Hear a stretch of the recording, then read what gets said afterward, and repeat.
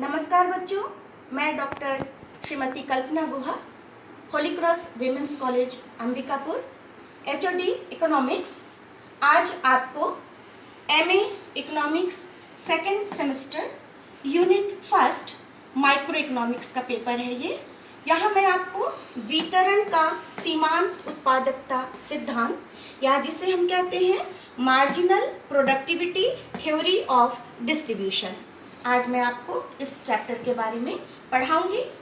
आप याद कीजिए, ये चैप्टर आपने कुछ शॉर्ट में जो है, जब आप बीए फर्स्ट ईयर में पढ़ते थे तो वहाँ पे भी आप यूनिट 4 के तहत पढ़े थे इस पार्ट को, और अभी हमारी पीजी में एमए सेकेंड सेमेस्टर में ये यूनिट फर्स्ट के तहत है वितरण का सीमांत उत्पादकता सिद्धांत।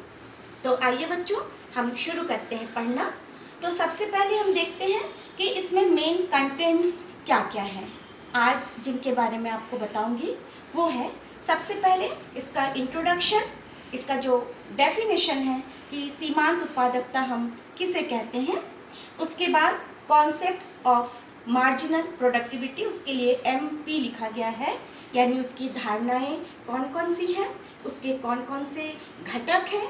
इसके तहत ये है सबसे पहला सीमांत भौतिक उत्पादकता, जिसे हम कहते हैं एमपीपी, मार्जिनल फिजिकल प्रोडक्टिविटी।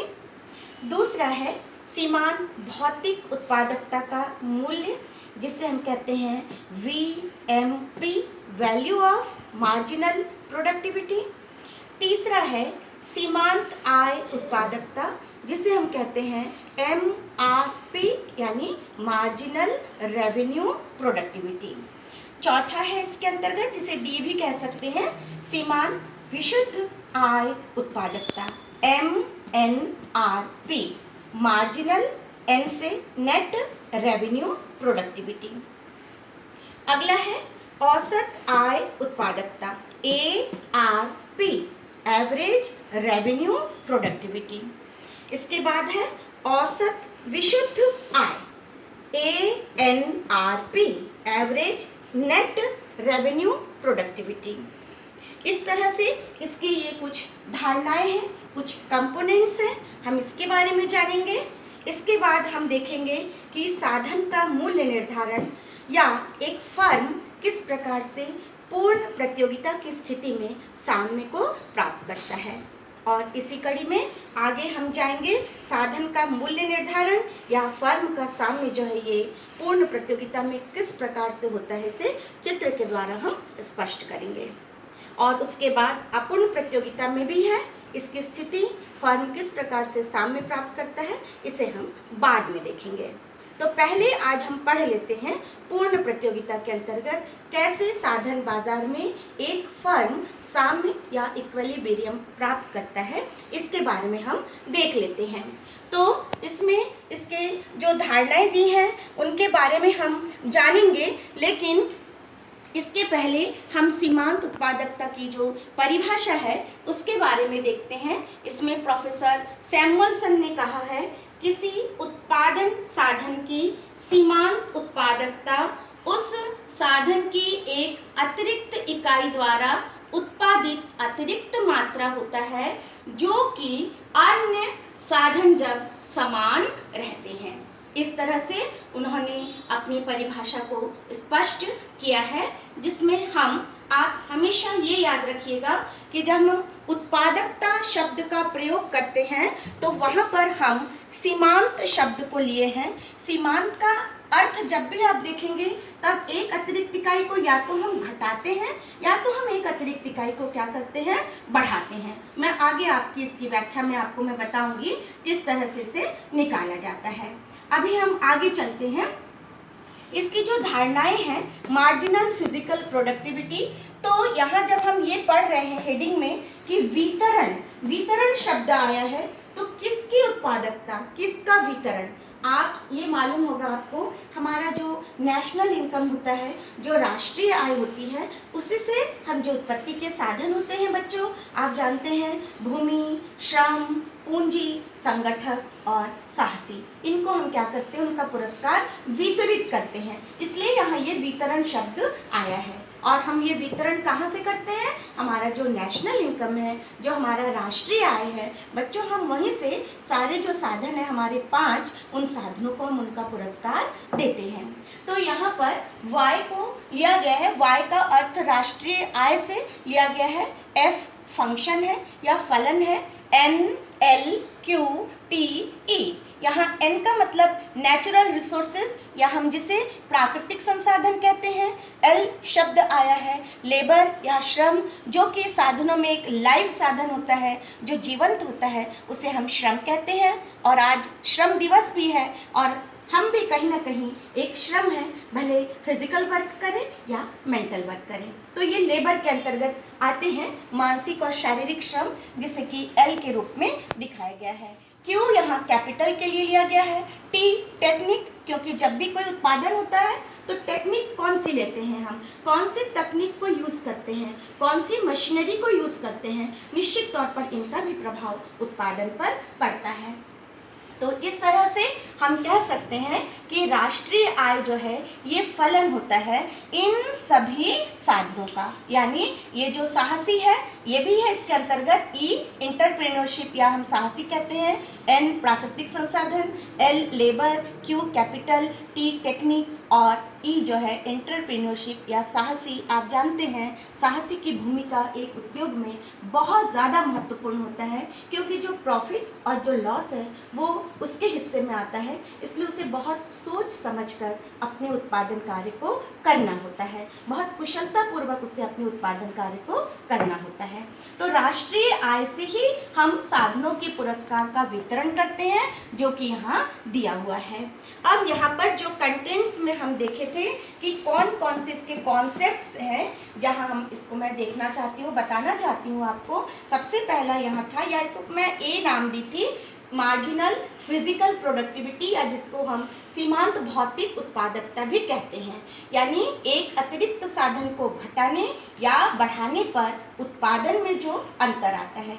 जब मैंने परिभाषा आपको बताया था तब मैं आपसे बोली थी कि मैं आगे आपको बताऊंगी कि ये सीमांत किस तरह से निकाला जाता है, अतिरिक्त इकाई को बढ़ाने पर या फिर अतिरिक्त इकाई को घटाने पर कुल उत्पादन में जो अंतर आएगा वही कहलाएगा सीमांत उत्पादन।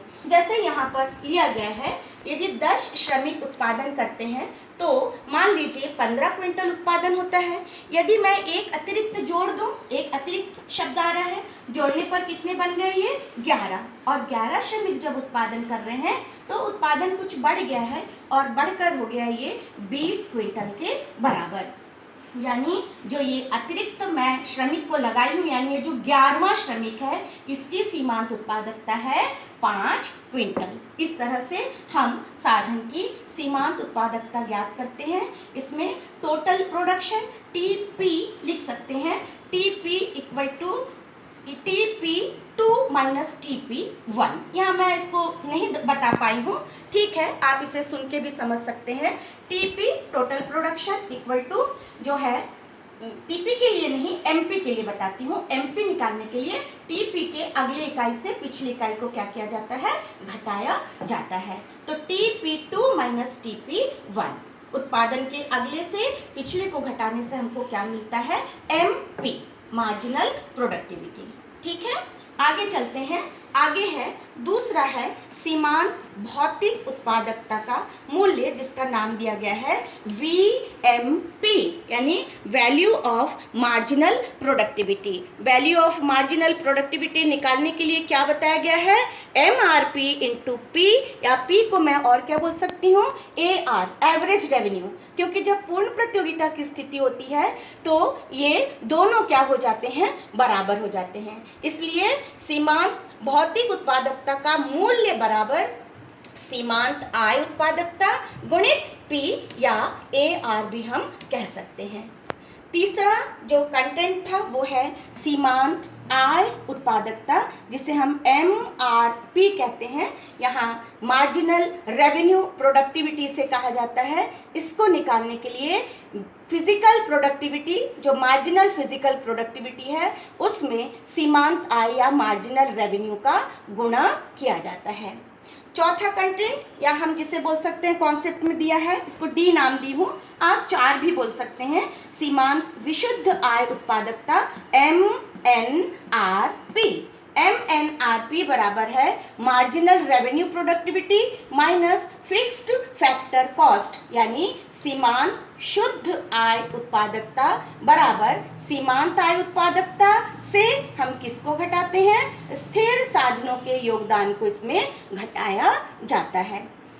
इसी तरह से आगे है, ये है आपका औसत भौतिक उत्पादकता, जिसे हम APP नाम दिए हैं, एवरेज फिजिकल प्रोडक्टिविटी। औसत भौतिक उत्पादकता ज्ञात करने के लिए TPP टोटल फिजिकल प्रोडक्टिविटी में हमने फैक्टर को या साधन की मात्रा को क्या किया है, भाग दिया है। जब भी कभी हम औसत शब्द का प्रयोग करते हैं तो हम उसमें कुल में जो है नंबर जो रहते हैं उसका भाग देते हैं, तो हमें औसत की प्राप्ति होती है। ठीक है, आगे है ARP एवरेज रेवेन्यू प्रोडक्टिविटी।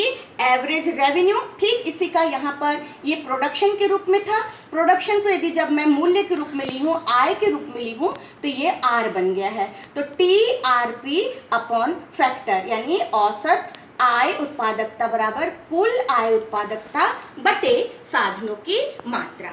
और अगला जो कॉन्सेप्ट है या कंटेंट भी हम बोल सकते हैं, इसके अंतर्गत ये है साधन औसत विशुद्ध आय, या हम बोलते हैं ANRP average net revenue productivity.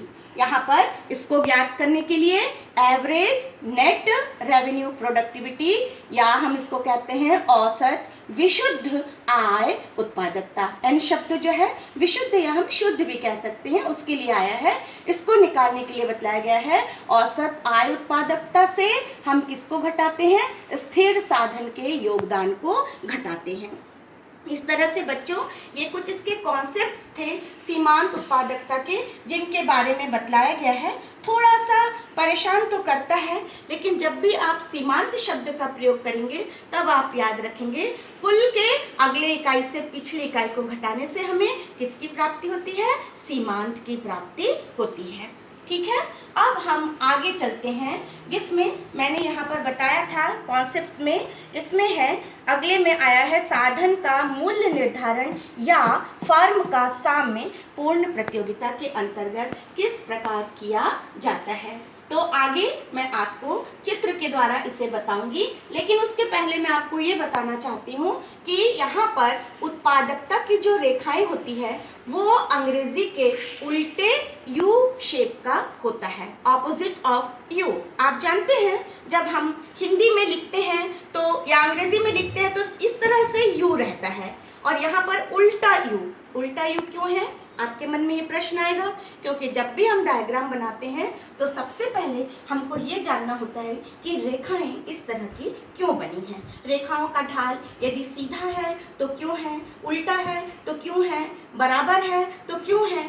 तो यहाँ पर आप दोनों रेखाओं को देख रहे हैं, अंग्रेजी के उल्टे यू के आकार का बना हुआ है। इसका कारण है कि किसी भी जगह जब उत्पादन कार्य होता है तो सबसे पहले उत्पत्ति वृद्धि नियम इंक्रीजिंग ये लागू होता है, उसके बाद कांस्टेंट या हम उसको स्थिर कहते हैं, समता भी कहते हैं, समता प्रतिफल भी कहते हैं, और उसके बाद जैसे जैसे जैसे जैसे और उत्पादन करते जाते हैं तो हम देखते हैं उत्पादन के स्तर में क्या आने लगता है, गिरावट आने लगता है, जिसको हम डिमिनिशिंग कहते हैं या ह्रास भी कहते हैं। तो जैसे उत्पादन होता है जब उसका मौद्रिक मूल्य ज्ञात करते हैं तो वो आय के रूप में हो जाता है। तो यहाँ हम देखते हैं कि औसत आय उत्पादकता, सीमांत आय उत्पादकता की दोनों रेखाएं अंग्रेजी के उल्टे यू के आकार की दिखाई दे रही है।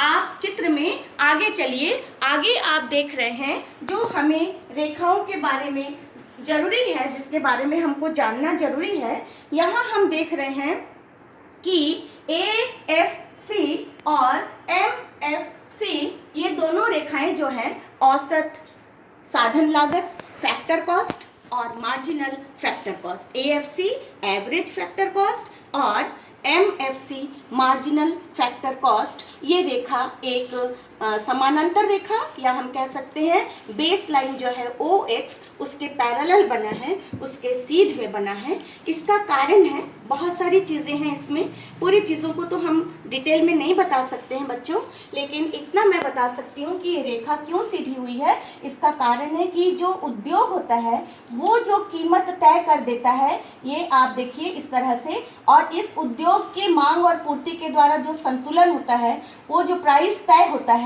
ये प्राइस को जितनी भी फर्में होती हैं वो एज इट इज़ उसको स्वीकार कर लेती हैं। इसलिए हम देखते हैं साधन लागत, औसत और सीमांत दोनों जो है ये बेस लाइन OX के बराबर हुआ है, क्योंकि पूर्ण प्रतियोगिता की स्थिति हम पढ़ रहे हैं। पूर्ण प्रतियोगिता में फर्म जो है वो मूल्य का निर्धारण या साधन के पुरस्कार का निर्धारण नहीं करता है, बल्कि कौन कर देता है मूल्य का निर्धारण? जो उद्योग होता है। और उद्योग कहाँ करता है? जहाँ साधन की मांग और साधन की पूर्ति, ये दोनों शक्तियाँ एक दूसरे के बराबर होती है।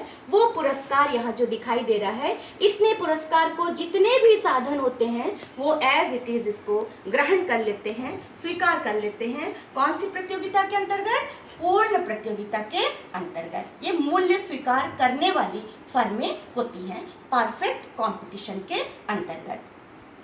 आगे चलेंगे हम, क्योंकि यहाँ पर हम साधन बाजार में फर्म का साम्य देख रहे हैं पूर्ण प्रतियोगिता के अंतर्गत, इसलिए यहाँ पर दो प्रकार की स्थिति देखने को मिलती है। एक है शॉर्ट पीरियड जिसको हम कहते हैं, अल्पकाल जिसको कहा जाता है, और दूसरा होता है दीर्घकाल या हम जिसे क्या कहते हैं, लॉन्ग पीरियड। अल्पकाल में संतुलन और दीर्घकाल में संतुलन। आप याद कीजिए बच्चों, जब आपने प्रतियोगिता पढ़ी थी, पूर्ण प्रतियोगिता परफेक्ट कंपटीशन, अपूर्ण प्रतियोगिता परफेक्ट कंपटीशन, एकाधिकार जिसको हम मोनोपोली कहते हैं, मोनोपोलिस्टिक कंपटीशन, इन सब प्रतियोगिता बाजार में आपने अल्पकाल और दीर्घकाल दो स्थितियों का अध्ययन किया था। उसी तरह हम फैक्टर मार्केट में भी शॉर्ट पीरियड और लॉन्ग पीरियड दोनों के बारे में अध्ययन करेंगे। तो चित्र पे जाने से पहले एक बार फिर से शुरू से दोहरा देती हूँ। सबसे पहले हमने ये देखा कि किस तरह से वितरण का सीमांत उत्पादकता सिद्धांत काम करता है। यहाँ मैंने बतलाया आपको कि राष्ट्रीय आय में से साधनों का पुरस्कार दिया जाता है। उसके बाद इसकी परिभाषा बताई, उसके बाद मैंने इसके कॉन्सेप्ट्स जो थे सीमांत उत्पादकता के, काफ़ी सारे इसके कॉन्सेप्ट्स हैं, 7 कॉन्सेप्ट्स हैं, इनके बारे में मैंने आपको बताया। MPP, VMP, MRP, MNRP, APP, ARP और ANRP। इस तरह से ये 7 जो है इसके कॉन्सेप्ट्स थे सीमांत उत्पादकता के, उनके बारे में हमने देखा, उसके बारे में हमने अध्ययन किया। अब जो इसका मेन जो बॉडी हम बोल सकते हैं, इसका जो मुख्य जो आरेख जो है, इसके ऊपर हम चलते हैं। यहाँ पर अल्पकाल और दीर्घकाल जिसकी मैंने अभी व्याख्या की थी आपको, तो इसके बारे में मैं आपको बताने जा रही हूँ। बच्चों ध्यान से आप देखेंगे और सुनेंगे। मैंने सबसे पहले आपको रेखाओं की स्थिति यहाँ पर बताया है कि ये ARP और अच्छा यहाँ पर मैंने एवरेज नेट रेवेन्यू प्रोडक्टिविटी लिया है, कोई बात नहीं है। और ये MRP जो है ये सीमांत आय उत्पादकता है। यहाँ मैंने बताया है उत्पत्ति के नियम, यहाँ लिखा हुआ भी देखिए आप, उत्पत्ति के नियमों के कारण ही ये रेखा जो है अंग्रेजी के उल्टे यू के शेप का बना है। और यहाँ जो साधन की लागत है, औसत साधन लागत, एवरेज फैक्टर कॉस्ट, और MFC यानी मार्जिनल फैक्टर कॉस्ट, ये दोनों जो है एक आधार रेखा OX या जिसे हम बेस लाइन भी कह सकते हैं, बेस लाइन ये है OX, इसके पैरेलल ये बना हुआ है। हम साम्य बिंदु वहाँ लेते हैं, आप ध्यान रखिएगा, जहाँ MFC और MRP, कौन कौन सा बच्चों? MFC मार्जिनल फैक्टर कॉस्ट और मार्जिनल रेवेन्यू प्रोडक्टिविटी, जहाँ ये दोनों बराबर होते हैं वहाँ हम साम्य या इक्विलिब्रियम पॉइंट के बारे में दर्शाते हैं, उसको हम लिखते हैं E बिंदु। पहले भी मैंने आपको बतलाया है कि साम्य बिंदु के लिए हम हमेशा क्या अक्षर प्रयोग करते हैं? E, क्योंकि उसको हम इक्विलिब्रियम कहते हैं। यहाँ पर मैं WW लिखी हूँ। आपको ये बतला देती हूँ, ये जो चैप्टर आप पढ़ रहे हैं, ये जब हम वेजेस पढ़ते हैं, वेजेस मतलब होता है मजदूरी, जो कि श्रम का पुरस्कार होता है, और श्रम को भी सीमांत उत्पादकता के बराबर ही पुरस्कार दिया जाता है। इसलिए बच्चों ये सिद्धांत आप जब मजदूरी का सिद्धांत पढ़ेंगे, सीमांत उत्पादकता का सिद्धांत, तब भी आप ये सारे कंटेंट्स को वहाँ पर शो कर सकते हैं। और इसलिए मैंने यहाँ पर WW1 यानी वेजेस के लिए, मजदूरी के लिए किसी भी साधन को ले सकते हैं, मैंने यहाँ श्रम को लिया है, इसलिए मैं यहाँ पर इसको वेजेस के कारण W और W1 के रूप में दिखलाया है। और नीचे ये जो N अक्षर दिख रहा है, ये नंबर ऑफ लेबर यानी श्रम की जो मात्रा होती है उसके लिए दिखाया गया है।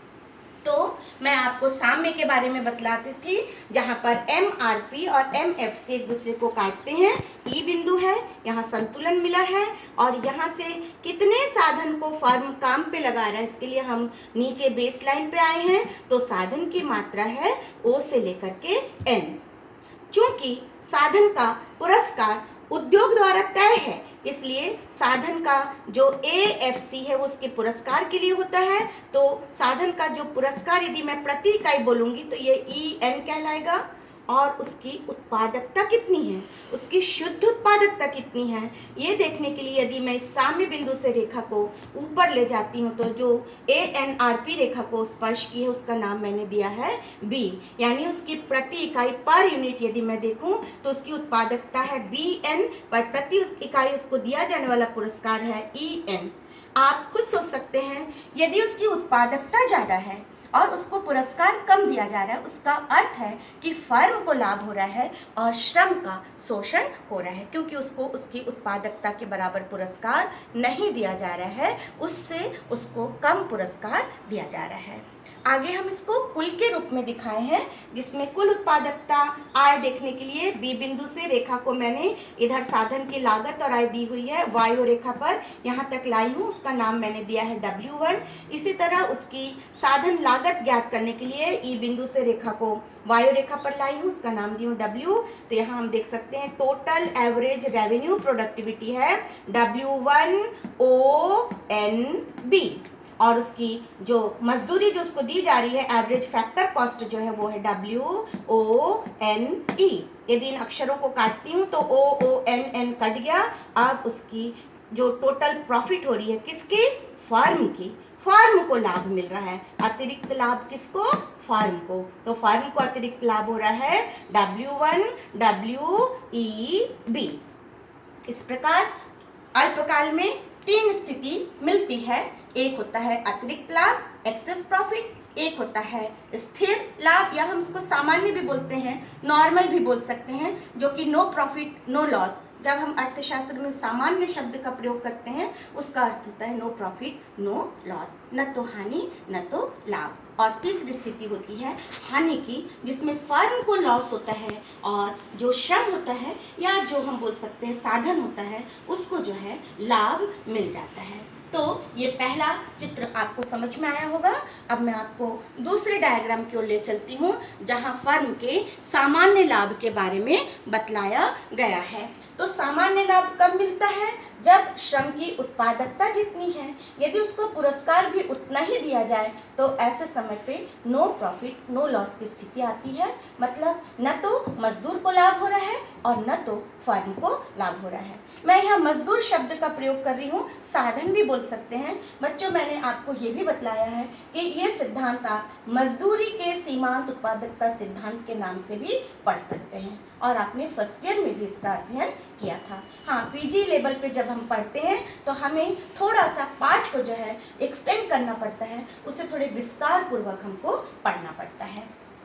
आगे चलते हैं, सामान्य लाभ की स्थिति आप देख रहे हैं, क्योंकि उद्योग ने तय कर दिया है इसके साधन की लागत या उसको कितना पुरस्कार देना, इसलिए AFC और MFC की रेखा जो है बेस लाइन OX के समानांतर दिखाई दे रहा है। यहाँ उसकी औसत आय उत्पादकता जो है ये उसकी साधन लागत की रेखा को स्पर्श करते हुए नीचे आई है। शेप में कोई परिवर्तन नहीं है बच्चों, शेप U शेप का ही है, लेकिन इस इसने साधन लागत रेखा को स्पर्श कर दिया है और MFC जैसा AFC के साथ जुड़ा रहता है और MRP जो है ये भी अंग्रेजी के उल्टे U आकार का ही दिखाई दे रहा है।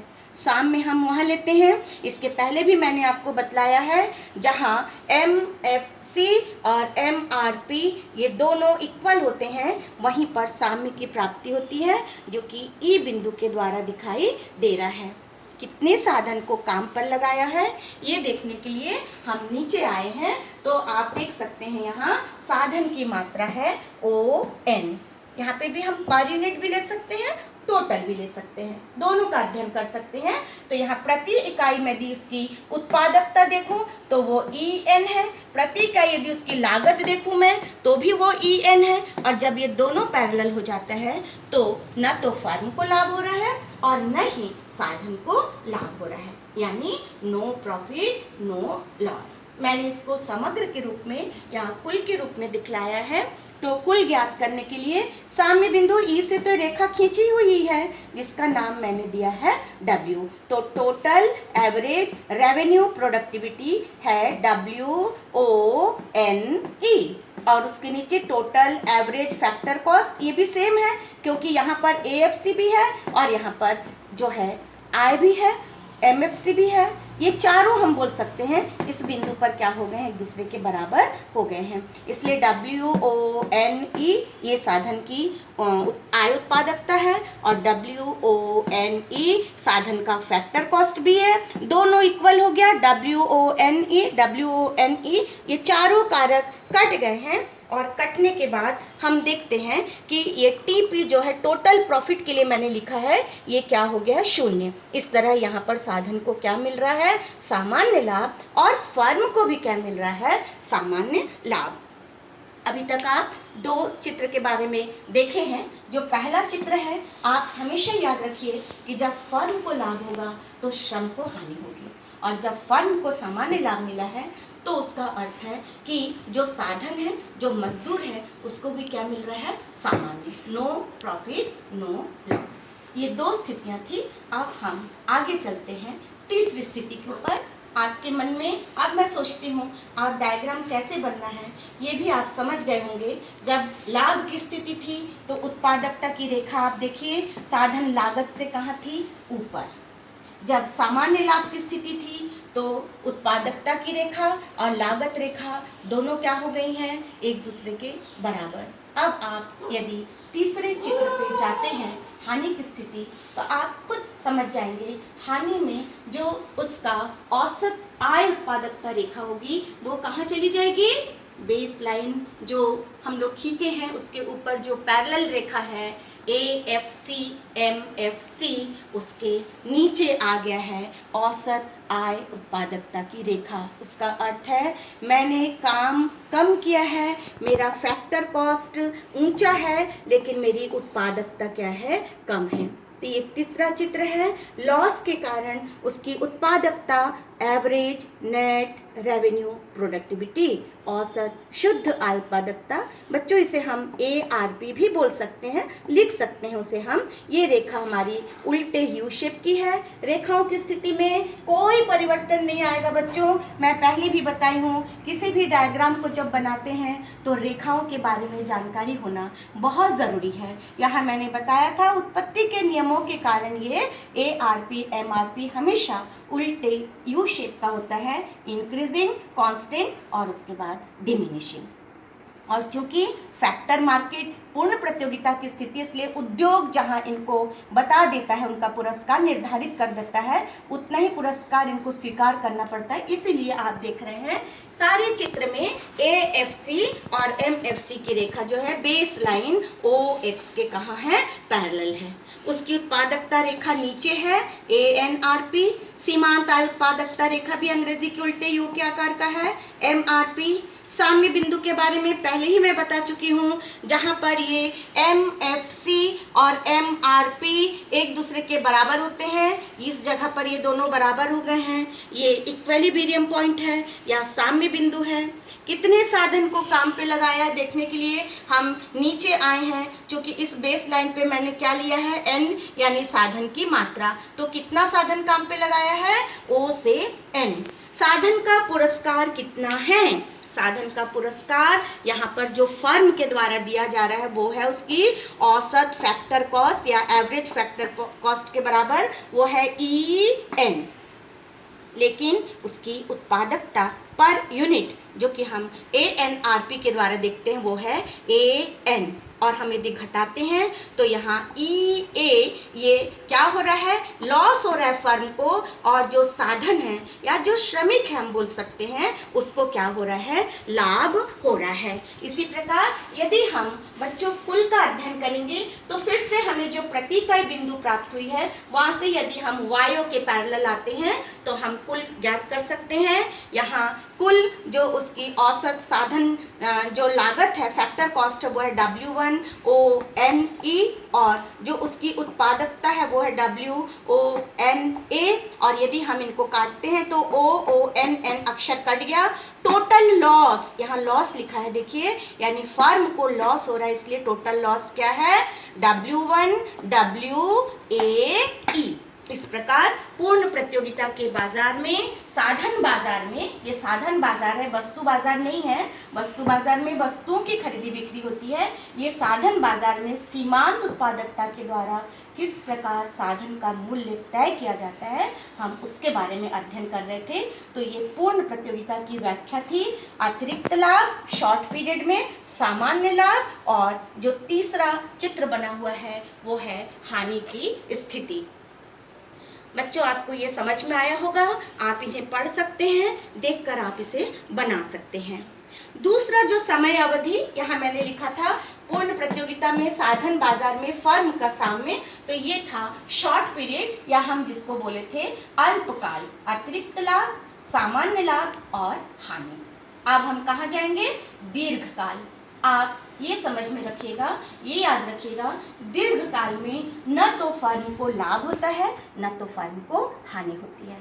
कोई भी हो, चाहे हम वस्तु बाजार लें या हम साधन बाजार में लें, फैक्टर मार्केट लें या कमोडिटी मार्केट लें, दोनों में हम देखते हैं जब लॉन्ग पीरियड होता है, एकमात्र आप याद करिए, आपने प्रतियोगिताएं पढ़ी है, पूर्ण प्रतियोगिता, अपूर्ण प्रतियोगिता, एकाधिकार, सिर्फ एकाधिकार को जो है वो दीर्घकाल में लाभ होता है, अतिरिक्त लाभ होता है। बाकी जो स्थिति होती है वो दीर्घकाल में हर किसी को जो है नॉर्मल प्रॉफिट मिलता है, क्योंकि समय अवधि बच्चों इतनी लंबी होती है कि कोई भी हानि उठाकर उत्पादन क्षेत्र में बने रहना नहीं चाहता है। इसलिए दीर्घकाल तक आते आते, लॉन्ग पीरियड तक आते आते सभी को क्या मिलने लगता है, नॉर्मल प्रॉफिट या हम कहते हैं सामान्य लाभ, उससे ही संतुष्ट होना पड़ता है। तो यहाँ हमने दीर्घकालीन स्थिति को लिया है। दीर्घकाल पूर्ण प्रतियोगिता में फर्म का साम्य कहाँ, लॉन्ग पीरियड या दीर्घकाल। AFC MFC जो कि उद्योग द्वारा तय है, इसलिए बेस लाइन के पैरेलल है ये। ANRP चूँकि लॉन्ग पीरियड में किसी को भी लाभ नहीं होता, इसलिए रेखा इस फैक्टर कॉस्ट रेखा को क्या की है, स्पर्श करते हुए आई है, और MRP की रेखा भी उल्टे यू के आकार का दिखाई दे रहा है। यहाँ पर उसकी जो उत्पादकता है साधन का वो